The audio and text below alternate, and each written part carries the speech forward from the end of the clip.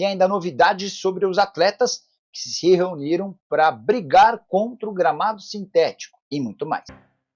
Fala aí pessoal, sou Jorge Nicola, bem-vindos a mais um vídeo do canal, sempre bom ter vocês por aqui. Sem perder tempo, pedir para deixar like, se inscrever no canal e ativar as notificações. Preciso te contar agora sobre o movimento de atletas do futebol brasileiro que pede o fim do gramado sintético. Esse movimento é liderado por Neymar, que acaba de ser contratado pelo Santos e conta com o apoio de muitos jogadores grandes, como Thiago Silva do Fluminense, Felipe Coutinho do Vasco, Bruno Henrique do Flamengo, Gabigol e Dudu do Cruzeiro, Alan Patrick do Internacional, entre outros.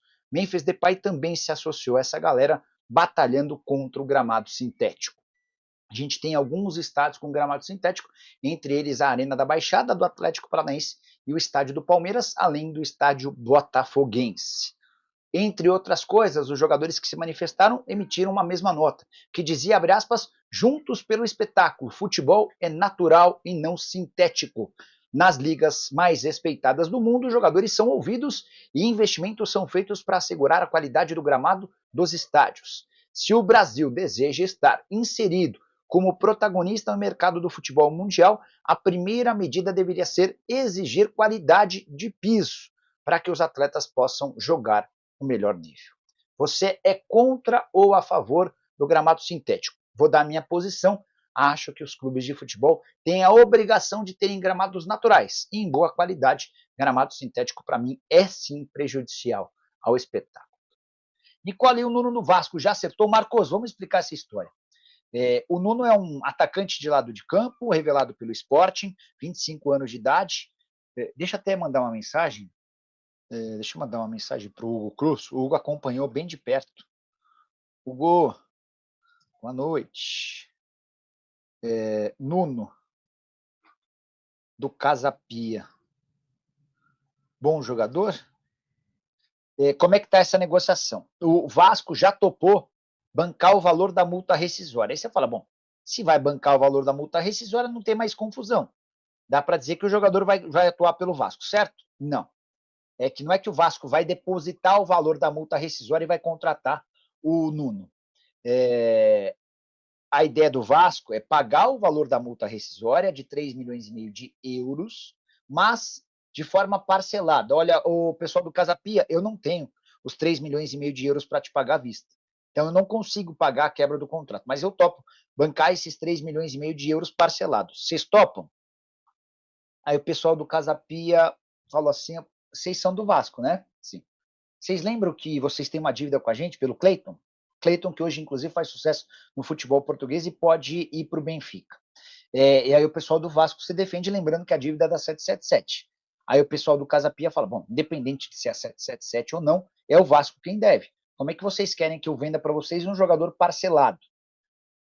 Aí, para que o negócio aconteça, há o pedido de garantias bancárias. Então, nesse momento, a verdade é que o Vasco está atrás de garantias bancárias para efetuar a compra por 3,5 milhões de euros do Nuno Moreira junto ao Casa Pia. Sobre centroavante, eu posso garantir que o nome dos sonhos do Ramon Dias é o atacante do Vasco, Pablo Verratti. Mas o Verratti renovou recentemente seu contrato e a partir daí ficou com uma situação um pouco mais tranquila por lá.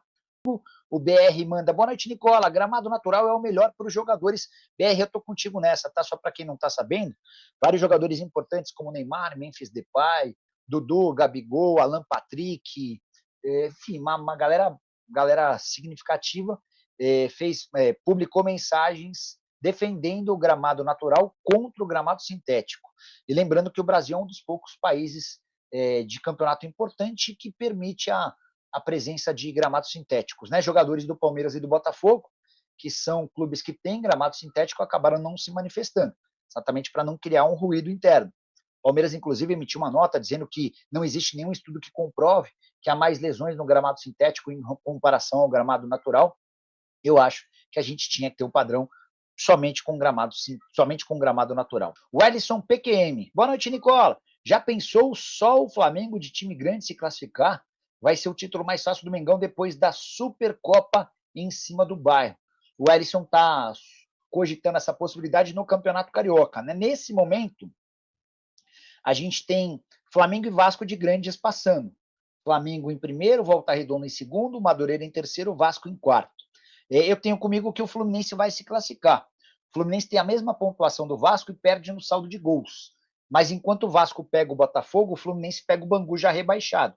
Pior time do campeonato. Então, imagino que o Fluminense vá vencer por um placar relativamente elástico e ainda que o Madureira ganhe, o Fluminense esteja entre os classificados, tá?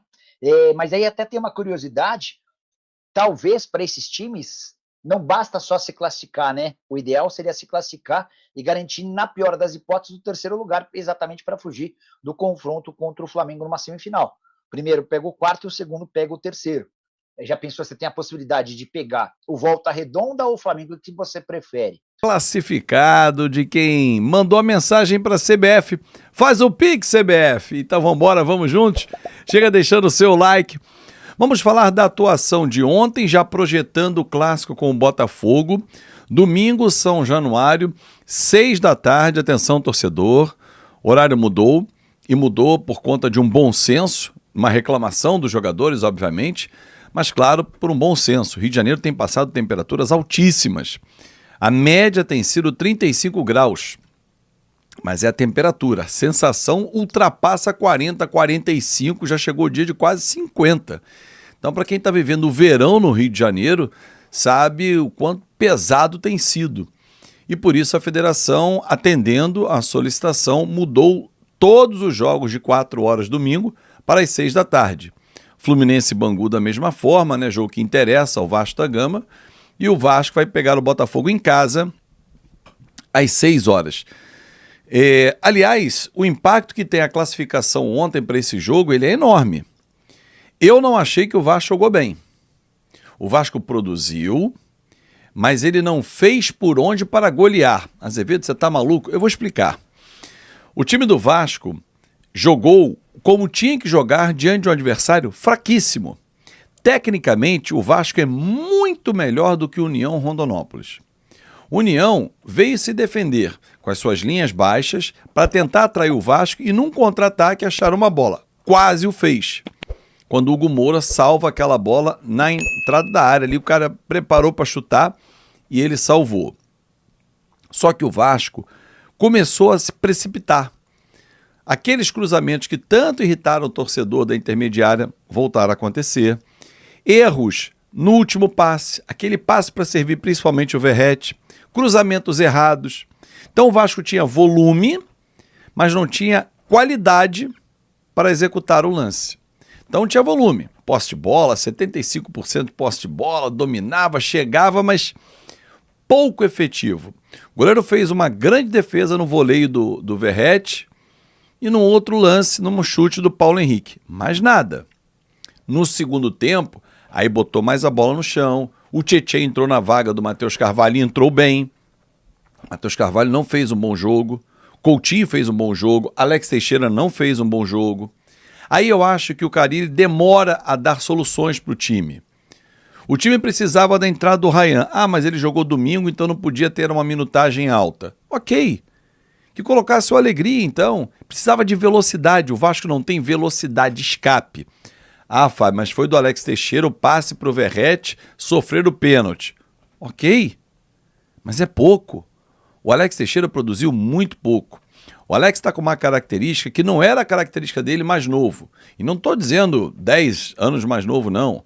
3, 4, 5 anos. Ele pegava a bola e girava para cima do marcador. Agora ele gira para trás. Ele gira para trás, roda e toca para trás. É a famosa bola de segurança. Talvez o Alex seja o cara que pouco erre passe. E não é pela qualidade técnica, ele tem de sobra. Mas ele não tenta fazer isso. Ele pega e recua a bola. Chama um zagueiro, chama o Piton.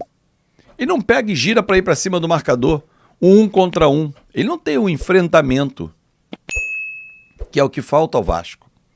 O Vasco está trazendo jogadores que têm essa característica de ir para cima, de ir no 1 contra 1. São esses lances que vão quebrando as linhas. Porque se o adversário vem fechado e você não vai para cima dele, toca de lado, toca para trás, ele aqui continua. Imagina assim, torcedor. União Rondonópolis sabe que tecnicamente ele é muito abaixo do Vasco. Ele vai marcar o Vasco lá em cima? Não. Ele marca do meio para trás. Baixa as suas linhas de marcação. Como quem diz, você tem que vir me passar aqui, não tem? Por que eu vou lá te buscar? Se eu for lá, eu abro, eu espaço o meu campo, você circula entre linhas, encontra espaço com a sua qualidade, vai pifar um atacante, um meia e vai fazer gols, né? Não, fecho, impossibilito essa chegada ou dificulto muito, as linhas estão muito próximas, e aí eu preciso da individualidade. E o Vasco só tinha o Coutinho na individualidade. O próprio Zuccarello, acho que sentiu logo aquele cartão no início. Mas enfim, segundo tempo bem diferente, o Vasco melhorou, o Vasco venceu, classificou, botou R$1,5 milhão na conta, agora pede R$1,8 milhão, porque quando jogar a segunda fase, espera o vencedor do jogo de hoje, Barcelona de Rondônia, com a equipe do Nova Iguaçu. Quem vencer enfrenta o Vasco na sua casa. O Vasco vai de novo ser visitante e de novo, se empatar, pênalti direto, né? Não tem negócio de empate visitante, aí já a segunda fase já não tinha, né? Mas enfim, resultado muito bom. 3-0, venceu, mas desempenho. Ah, mas o goleiro pegou muitas bolas no segundo tempo, pelo menos era para ter sido 6-0. Perfeito. Mas a pergunta que eu faço para você, torcedor. O Vasco jogou para uma atuação de 6-0? A atuação de 6-0 é o Brasil 7-1 tomando da Alemanha. É o que nós já sofremos lá atrás para o nosso adversário. É aquele massacre de não deixar o adversário respirar, mas esse adversário tem que ser de muita qualidade, porque bater no fraco é obrigação. Ah, mas também era União Rondonópolis. Sim, só que o Vasco tinha a obrigação de se impor, e ele se impôs. Só que pecava. O Fernando, goleiro do União Rondonópolis, pegou pra caramba.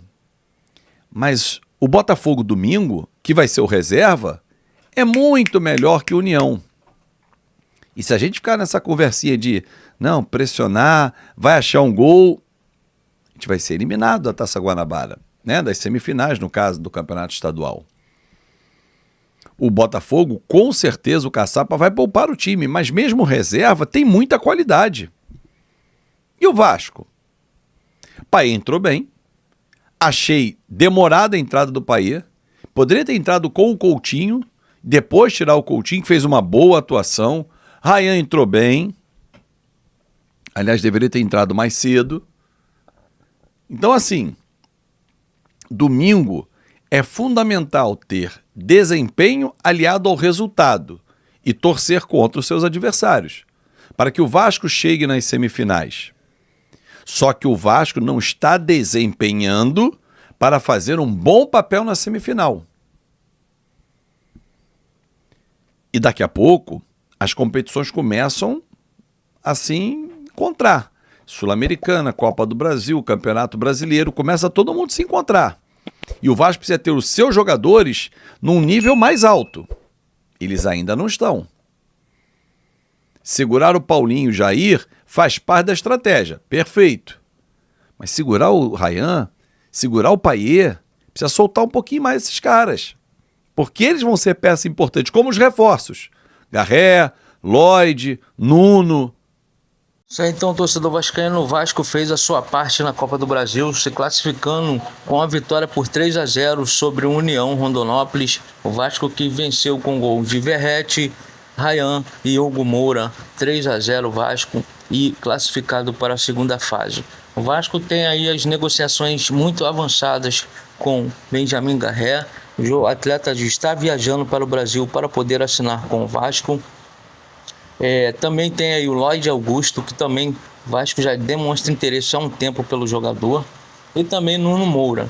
Deve ser um pouco difícil a negociação com o Nuno Moura, como o Nicola trouxe as informações, mas possa ser que o Vasco consiga aí desdobrar o time português e trazer o jogador para reforçar o ataque vascaíno.